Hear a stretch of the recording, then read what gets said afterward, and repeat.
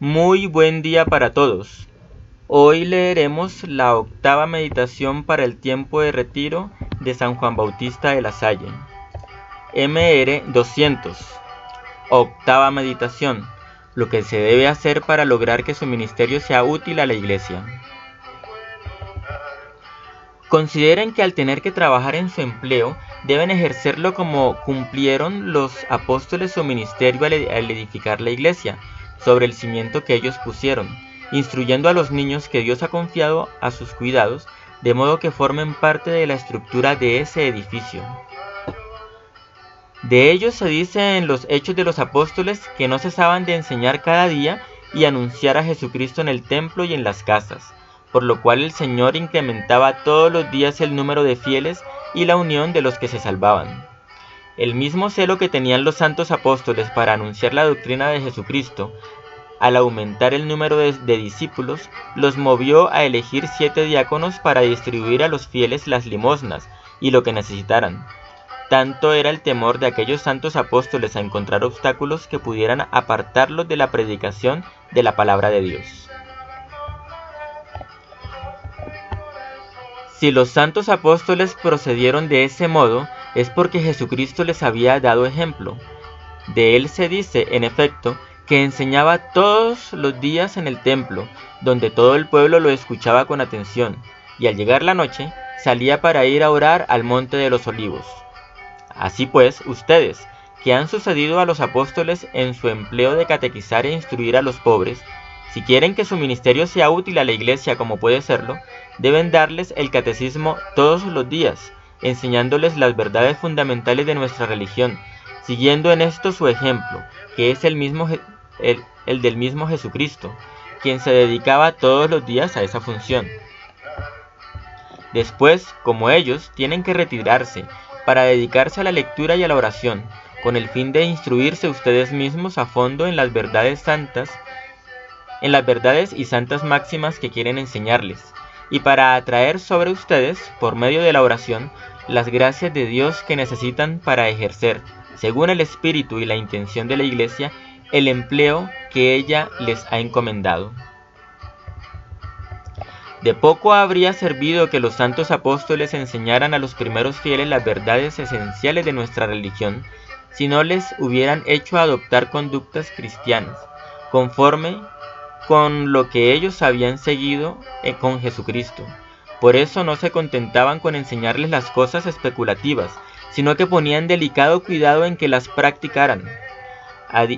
Y Dios bendecía sus desvelos de tal forma que de los primeros que abrazaron la fe se dice que perseveraban en la doctrina de los apóstoles, en la comunión de la fracción del pan y en la oración, y que eran fieles en acudir diariamente al templo en la unión del mismo espíritu, es decir, que después de bautizarse vivían de acuerdo con la doctrina de los apóstoles. Lo mismo hizo San Pablo después de convertirse, pues se dice de él que habiendo instruido al pueblo de Éfeso durante 3 meses en la sinagoga de los judíos, enseñó luego a diario en la escuela de un tal Tirano, y que prolongó esta práctica durante 2 años, de forma que los discípulos de aquella ciudad fueron bautizados en el nombre del Señor, y que, habiéndoles impuesto las manos, recibieron el Espíritu Santo. De ese modo, el principal cuidado de los apóstoles después de haber instruido a los primeros fieles era inducirlos a recibir los sacramentos, reunirlos para orar juntos y conseguir que vivieran según el espíritu del cristianismo. A eso están obligados ustedes en su empleo por encima de todo lo demás. Es preciso que, a imitación de los apóstoles, pongan atención muy particular en lograr que aquellos a quienes instruyen reciban los sacramentos y estén en condiciones de recibir el de la confirmación con las debidas disposiciones, para que sean colmados del Espíritu Santo y de las gracias que produce ese sacramento.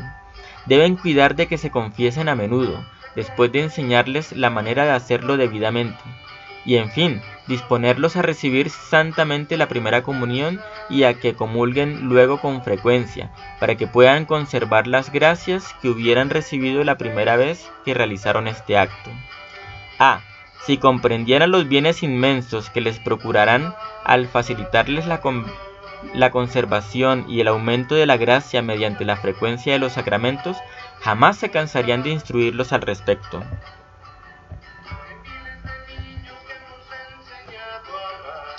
Si alguno dijera que tiene fe pero no tiene obras, ¿de qué le serviría su fe?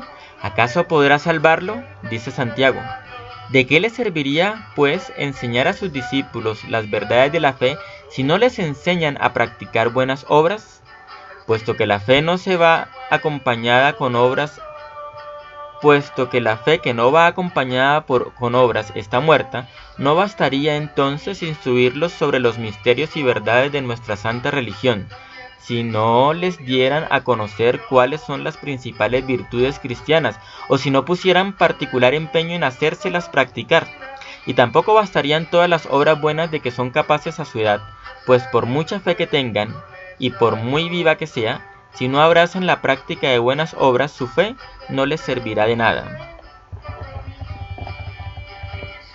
Deben enseñar sobre todo esa máxima a quienes tienen que instruir, si quieren ponerlos en el camino del cielo, para que luego les puedan decir: se han conducido de forma irreprensible y esto es lo que nos consuela.